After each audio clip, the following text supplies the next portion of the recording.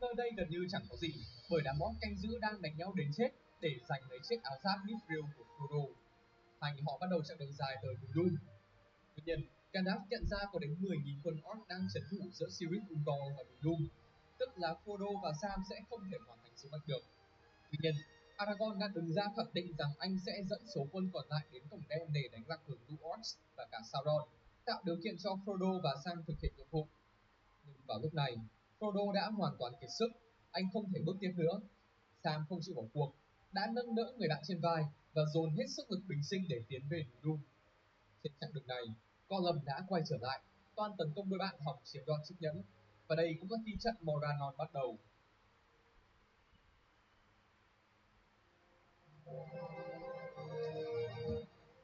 Trong khi cuộc giao tranh đang đứng hồi quyết liệt, cuối cùng Frodo cũng mang được chiếc nhẫn đến vách núi lửa. Tuy nhiên, thay vì thả chiếc nhẫn xuống và kết thúc tất cả, chàng Hobbit lại bị quyền năng tối thượng chi phối. Anh đeo nhẫn chúa vào tay và biến mất. Hành động này đương nhiên đã đánh động Sauron, hắn ngay lập tức cử ma nhẫn đến núi Doom. Xong, chẳng cần đến sự can thiệp đó, cặp hộ nhẫn cũng gặp đủ rắc rối rồi.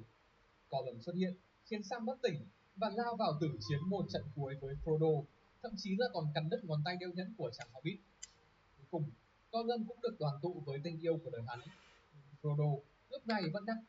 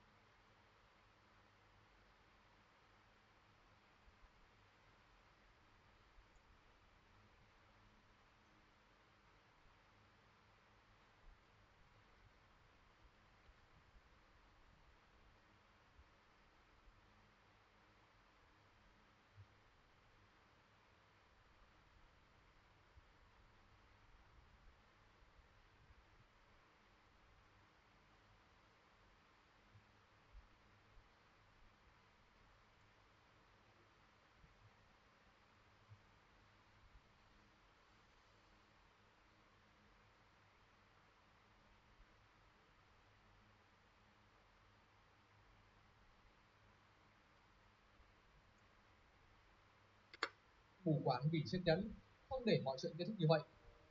Anh nổi dậy phản công và sau một cuộc vật lộn, cả hai cùng rơi tự do.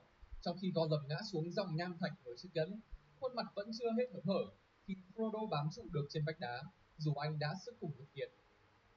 Ngay sau đó, Sam đã kéo được người bạn lên, cùng lúc chiếc nhẫn chìm vào dòng dung nham nóng bỏng và tiêu tùng.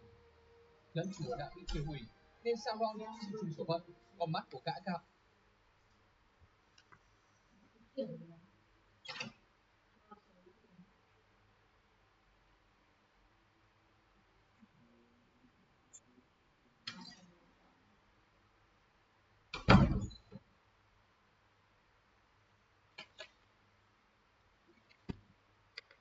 Lên trước khi tan biến vào hư vô, kéo theo sự sụp đổ của tòa tháp Barad-dûr.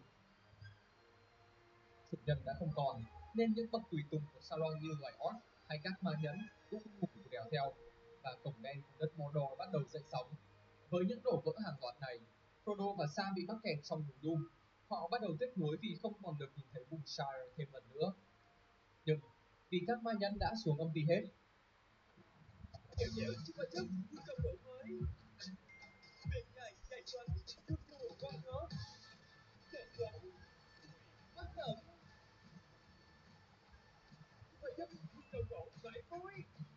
nên Gandalf đã thể triệu hồi được đại bàng khổng lồ, qua đó kịp thời giải cứu các đôi hobbit nhỏ con nhưng dũng cảm.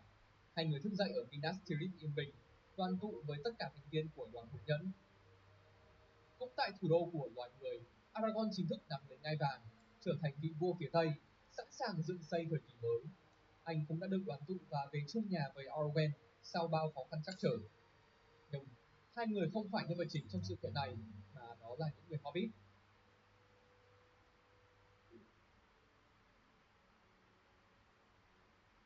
Toàn bộ đoàn hội nhẫn và người dân quỳ dưới chân những sinh vật nhỏ bé nhằm bày tỏ sự cảm kích trước những gì họ đã làm được. Cuối cùng, những anh chàng nhỏ bé của chúng ta đã được trở về quê hương. Tại xứ sở thanh bình này, Sam đã về lại với vòng tay của gia đình, nhưng hành trình của Frodo vẫn chưa kết thúc. Dù sống sót, nhưng Frodo lại không thể hồi phục trước những vết tích mà các ma nhẫn đã tạo ra. Anh nhận ra rằng mình không thể cảm thấy yên bình ở vùng trung địa nữa, nên đã cùng Gandalf, Bilbo, Elrond và Galadriel đi tới Valinor, vùng đất trường tồn. Cuối cùng, con tàu nhổ neo thẳng về phía Uttermost, bỏ lại trung địa và trận chiến nhẫn thần sau lưng.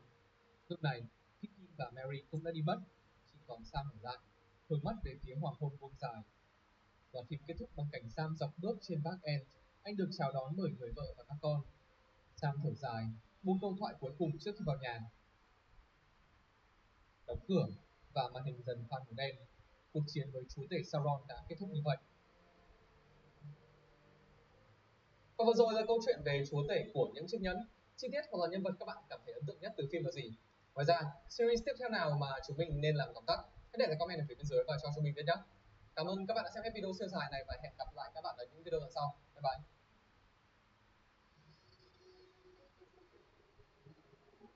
Looking at you, kid.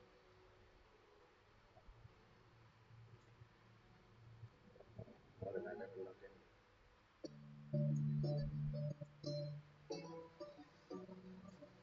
Music is my life. I believe that music truly connects us to each other. That's the reason why we really want people to interact with music. I was born in a music family, but learning music is not easy. So we make a many times to have people enjoy music without any special musical skills. It's very easy. People just follow the notes in the string and the rhythm of the music and play. Almost 2000 score. 21 years ago, I followed my dream to combine music and technology.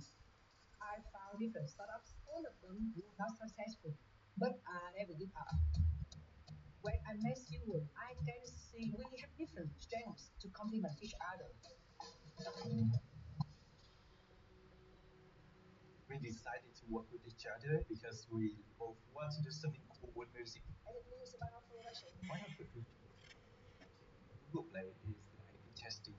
It helps us to validate our hypothesis about what really matters to our players in different countries.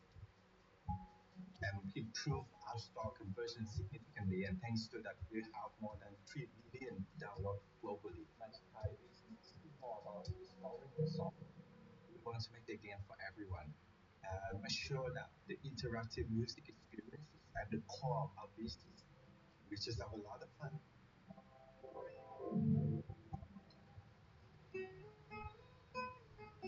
Music is our DNA. Style is great. We are proud with what we already achieved. However, that is just a start because our ambition is very big.